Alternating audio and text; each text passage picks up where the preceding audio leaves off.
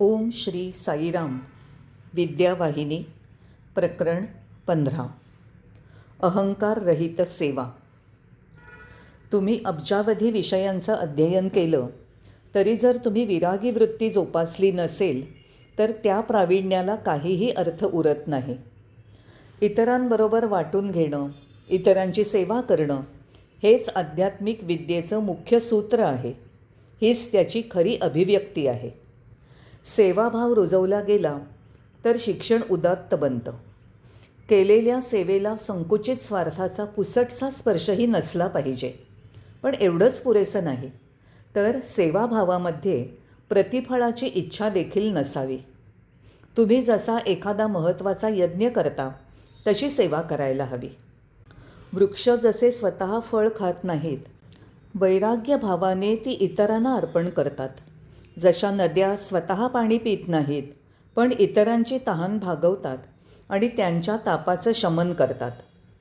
जशा गायी आपल्या वासरांसाठी निर्माण झालेलं दूध त्याग आणि औदार्य भावाने इतरांनाही देतात, तसंच ज्यांनी आध्यात्मिक ज्ञान संपादन केलं आहे त्यांनी ते स्वहिताचा विचार न करता सेवाभावाने इतरांना अर्पण केलं पाहिजे. तेव्हाच ते स्वतःला सज्जन म्हणवून घ्यायला पात्र ठरू शकतात. खऱ्या विद्वानाने कधीही आपल्या विचारात अहंकाराला थारा देऊ नये. तथापि आज दुर्दैवाने विद्वान वर्ग अमर्याद अहंकाराने ग्रस्त आहे. त्यामुळे ते चुकीचे आदर्श स्वीकारतात आणि चुकीच्या मार्गावर जातात. ते शिक्षणाचा लाभ फक्त स्वतःसाठी आणि आपल्या कुटुंबियांसाठी राखून ठेवतात. परिणामी ते सज्जनांमधलं आपलं स्थान आणि त्यातून मिळणारा सन्मान गमावतात. त्यांनी प्राप्त केलेलं ज्ञान, कौशल्य आणि अंतर्दृष्टी इतरांना उदारपणे द्यायला हवं. तसं न केल्यास मानवी प्रगतीच धोक्यात येते. सर्वांची सेवा करण्याची वृत्ती जोपासा. मानवजातीच्या सर्वोत्तम हितासाठी इतरांची सेवा करण्याची पवित्र ओढ आणि सर्वांबरोबर वाटून घेण्याची वृत्ती जोपासली पाहिजे. मानवसेवा हीच माधवसेवा. ही पोपटपंची सर्व लोकांपर्यंत पोचत नाही. हे वाक्य रटणारे लोक कोणाची सेवा करावी याचा विचार करत नाहीत. ते फक्त स्वतःचं पोट भरायला उत्सुक असतात.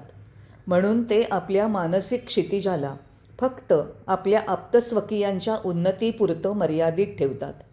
अशा प्रकारे ते मिळवलेलं मौलिक शिक्षण वाया घालवतात. देव सर्व प्राणीमात्रात साकार स्वरूपात आहे हे ते विसरतात. कोणत्याही जीवाची केलेली सेवा ही देवाला अर्पण केलेली सेवा आहे. हेच सुशिक्षित लोकांचं प्रमुख ध्येय असलं पाहिजे.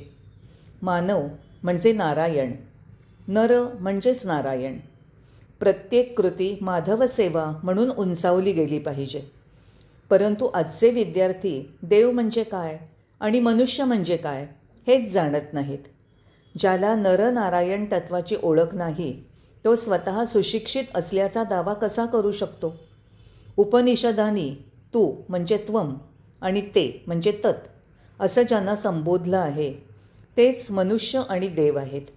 या दोन्हींचं ज्ञान ज्याला झालेलं नाही त्याला त्या दोघांना ओळखलं असं म्हणता येणार नाही. आणि जे शिक्षण स्वतःचं रूप उलगडून दाखवत नाही ते इतर काही उलगडून दाखवायला कसं उपयुक्त ठरेल? दुर्दैवाने जे शिक्षित आहेत आणि जे शिक्षक आहेत ते आपलं सर्वोत्तम हित साधण्याऐवजी अनेकदा आपलं अहितच करतात. हे अत्यंत विचित्र आहे. कारण सुशिक्षितांनी केवळ उपकार करणाऱ्यांचीच नव्हे तर अपकार करणाऱ्यांचीही सेवा केली पाहिजे. या वृत्तीमुळे सेवा अधिक पवित्र बनते. उपकारकर्त्यांची सेवा करणं ही नैसर्गिक प्रतिक्रिया आहे, पण अपकारकर्त्यांची सेवा करणं हा एक मोठा सद्गुण आहे. यासाठी स्वतःच्या हिताचं सखोल आकलन आणि काळ, स्थळ आणि परिस्थिती यांचं जागरूक भान असणं आवश्यक आहे. शिक्षणाने हे गुण प्रदान आणि विकसित केले पाहिजेत. असंस्कृत आणि आपल्यावर केलेले उपकार विसरणाऱ्या कृतज्ञ लोकांशी वागताना सावधगिरी बाळगली पाहिजे. चुका करणाऱ्यांना शिक्षा देण्यासाठी शासन कायद्याचा उपयोग करतं, परंतु सुशिक्षित व्यक्ती वा विद्यार्थ्याने त्यांचा सरसकट निषेध न करता त्यांच्याशी आपल्या स्वाभाविक वैराग्य आणि सहाय्यभावाने वागावं. दिखावा टाळा, नम्रता जोपासा. मातृभूमीचे रक्षण करणं हे उदात्त कर्तव्य आहे. प्रत्येक विद्यार्थ्याचं ते प्राथमिक कर्तव्य आहे. परिस्थितीने निर्णय घेण्याची वेळ आणली असता आपलं कर्तव्य आणि परिस्थितीनुरूप भूमिका ओळखून ती पार पाडता आली नाही तर त्यांना आपण सुशिक्षित आहोत असं म्हणता येणार नाही. सुशिक्षित व्यक्ती आणि विद्यार्थी दोघांनीही साधेपणा जोपासावा, दिखावा सोडून द्यावा. दिखाव्याच्या आहारी गेल्यास आपला मूल स्वभाव वा व्यक्तिमत्व हरवतं. विद्यार्थ्यांनी हे विशेषत्वाने लक्षात ठेवावं. ज्यांच्यात नम्रता आणि शिस्तीचा अभाव आहे त्यांनी शास्त्रात कितीही प्रावीण्य मिळवलेलं असलं, प्रज्ञावंत व्यक्ती म्हणून ते कितीही प्रसिद्ध असले तरी खरे विद्वान म्हणून गणले जाणार नाहीत. समाज त्यांचा दीर्घकाळ सन्मान करणार नाही. काही काळ मान मिळेल पण तो लवकरच ओसरेल.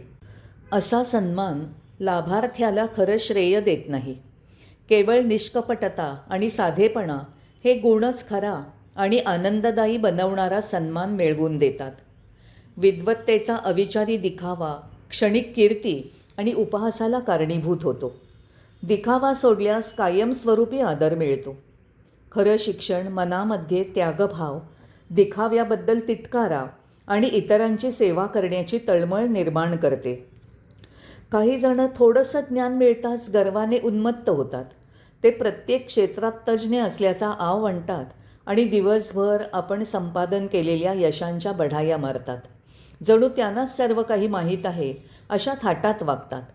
अशी एक म्हण आहे, ज्यावर भरपूर जेवण वाढलेली पत्रावळ असते ती जमिनीवरच राहते आणि ज्यावर काहीच वाढलेलं नसतं ती वाऱ्याच्या प्रत्येक झुळकीने वर उडते.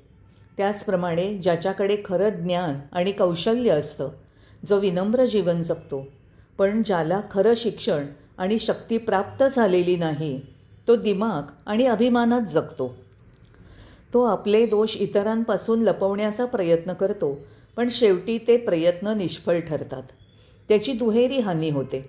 ना तो आध्यात्मिक आनंद अनुभवतो, ना इतरांना तो आनंद देऊ शकतो आणि शेवटी उपहासाचा विषय बनतो.